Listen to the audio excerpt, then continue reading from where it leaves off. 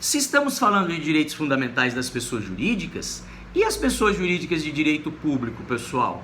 As próprias entidades do Estado, o próprio Estado, através dos seus órgãos, através dos seus poderes, através das suas esferas de administração, né, municipal, estadual, federal, as entidades estatais, as chamadas pessoas jurídicas de direito público, né, elas gozam de direitos fundamentais no Estado brasileiro?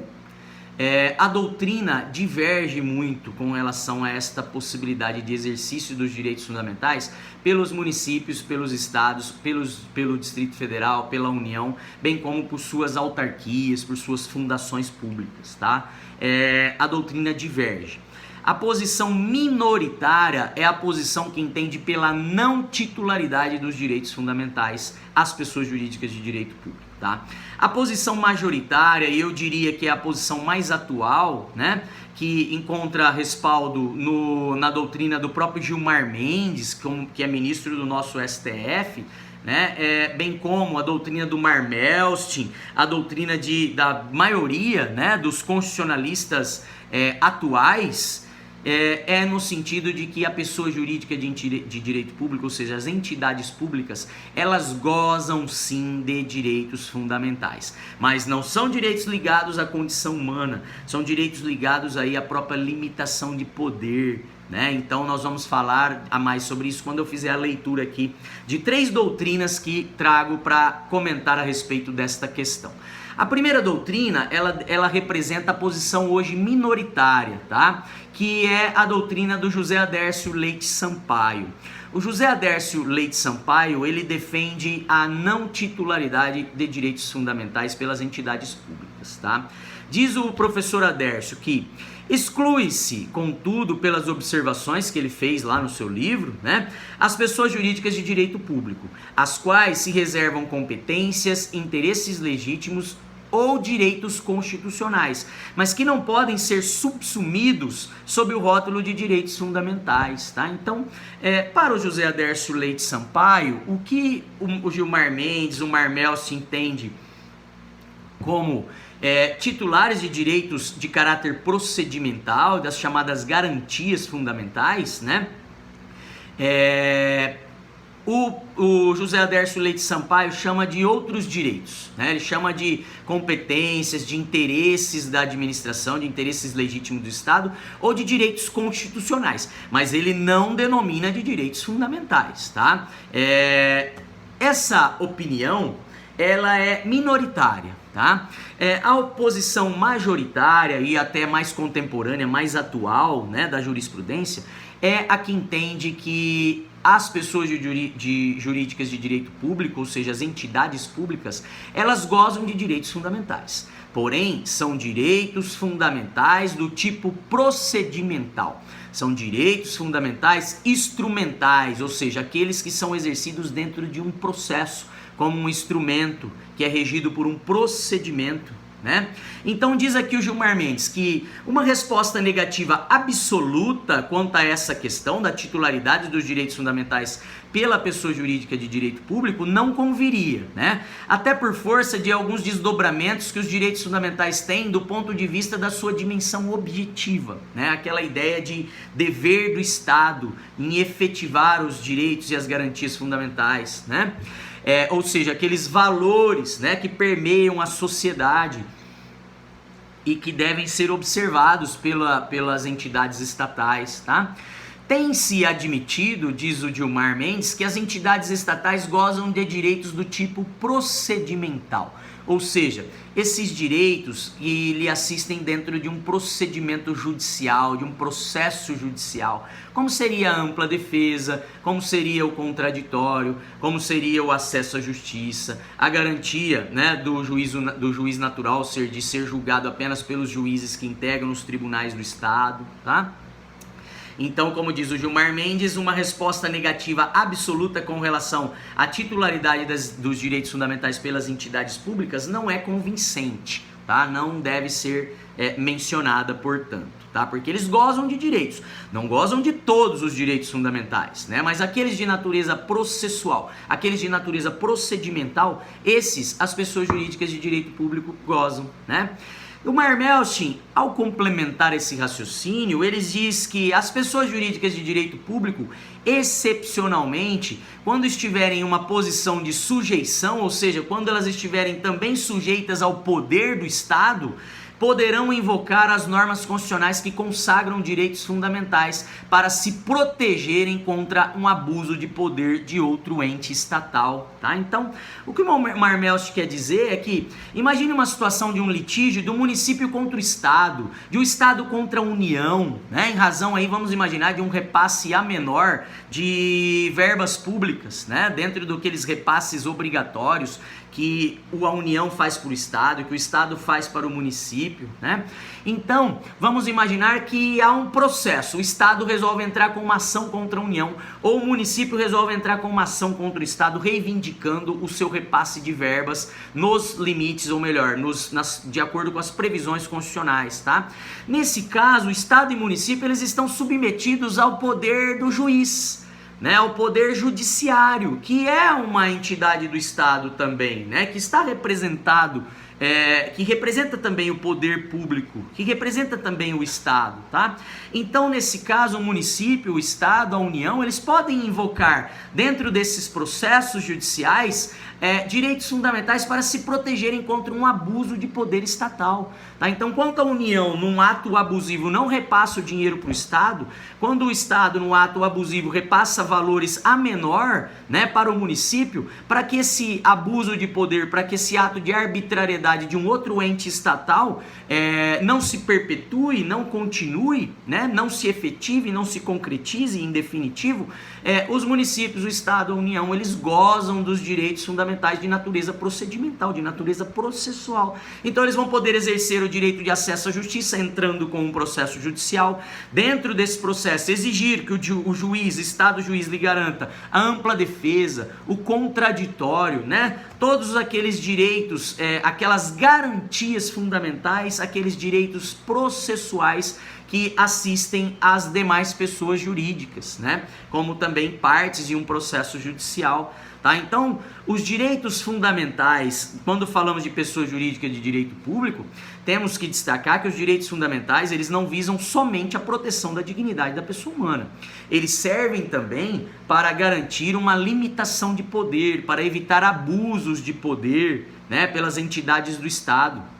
Então, casos como a Fazenda Pública integrando um processo judicial na qualidade de litigante, na qualidade de autor ou réu, essa estará sujeita ao poder estatal, ao poder do juiz, ao poder judiciário, né? Isso nos faz concluir, então, que aquelas garantias constitucionais do processo, aquelas garantias fundamentais, né, processuais, como o devido processo legal, a ampla defesa, o contraditório, o direito a uma tutela efetiva, né, satisfativa para os casos concretos, eles também se aplicam às pessoas jurídicas de direito público, tá? Então, esse mesmo direito de entrar como uma ação para coibir, né, atos estatais de abuso de poder e podendo então, dentro de um processo judicial, a pessoa jurídica de direito público, o município, o Estado, a União, eles têm todas as garantias fundamentais. Eles vão poder exercer o direito à ampla defesa, a exigência quanto ao cumprimento do devido processo legal, aquele processo previsto na lei, né? A garantia do contraditório, de poder ter direito de se contrapor às alegações feitas pela parte contrária, né? Também o direito a uma tutela efetiva, né? Para que o seu processo então seja um processo efetivo, a tutela ela tem que ser célere, ela tem que ser rápida, né? Porque caso contrário o direito pode perder a efetividade se o processo demora muito para sair, tá? Então todos esses direitos eles se aplicam também às pessoas jurídicas de direito público, tá? Portanto, pessoal, parece ser bem mais acertada essa posição mais atual, defendida pelo Marmelstein e pelo nosso ministro Gilmar Mendes, de que as pessoas jurídicas de direito público são titulares de alguns direitos e algumas garantias fundamentais. Nem todas, mas alguns eles são, né? E falo mais, se nós formos pensar com relação ao direito fundamental de propriedade e o direito fundamental à inviolabilidade de correspondência, fica claro que as pessoas jurídicas de direito público, as entidades públicas, elas gozam também desses direitos fundamentais, né? Porque existem propriedades que estão registradas em nome do Estado, em nome do município, em nome da União, em nome do Distrito Federal. Então, se o registro é feito em nome do município, é porque gozam desse direito fundamental de propriedade, né? Se nós formos pensar das correspondências enviadas para o Estado, né, para essas pessoas jurídicas de direito público, as correspondências oficiais, né, enviadas a esses órgãos oficiais, né, que integram a administração pública, elas também são invioláveis, elas também estão acobertadas pela proteção à inviolabilidade de correspondência como direito fundamental, evitando aí, né, possíveis abusos de poder, possíveis atos contrários à nossa Constituição, né? Então, desse modo, fica claro para a gente que as pessoas jurídicas de direito público, elas gozam de direitos fundamentais. Não é como menciona o José Aderso Sampaio, querer trazer sob um outro rótulo essa questão, né? Querer mencionar que não é exatamente direitos fundamentais, mas sim competências, interesses legítimos ou direitos constitucionais. Quando falamos de direito de propriedade, quando falamos de direito de sigilo de correspondência, é direito fundamental. Quando falamos de acesso de devido processo legal, acesso à justiça, contraditório, ampla defesa, estamos falando de garantias fundamentais, né? Que são direitos fundamentais de natureza processual. Então nós estamos falando de direitos fundamentais, sejam de natureza material ou de natureza processual. Alguns deles as pessoas jurídicas de direito fundamental serão titulares. Não serão de todos, mas de alguns certamente serão, ok? Assim como ocorre com as pessoas jurídicas de natureza privada, né, pessoal? Com relação então à titularidade dos direitos fundamentais, cumpre-nos apenas agora concluir com relação à titularidade dos direitos fundamentais sociais, né, pessoal? Os direitos fundamentais sociais, chamados só de direitos sociais, eles estão previstos a partir do artigo 6º da Constituição Federal. Nós vamos encontrar os direitos sociais no artigo 6º, o 7º, que traz os direitos dos trabalhadores, né, pessoal, que também é um direito social, né? O artigo 8º, que fala da liberdade de associação, também é um direito social. O artigo 9º, que fala do direito de greve, também é um direito de toda a sociedade, tá? Bem como aqui o direito de participação em colegiados de órgãos públicos, que está no artigo 10, bem como o artigo 11, que fala do direito fundamental nas empresas com mais de 200 empregados, de eleição de um representante desses com a finalidade de promover-lhes o entendimento direto com os empregadores, tá? Então, nestas empresas tem um representante para tratar dos interesses dos empregados junto aos empregadores, tá? Então, mais um direito fundamental que assiste aí aos empregados aos trabalhadores dessas empresas com mais de 200 empregados, tá? Então, os direitos sociais, estes, pessoal, quando falamos de titularidade de direitos sociais,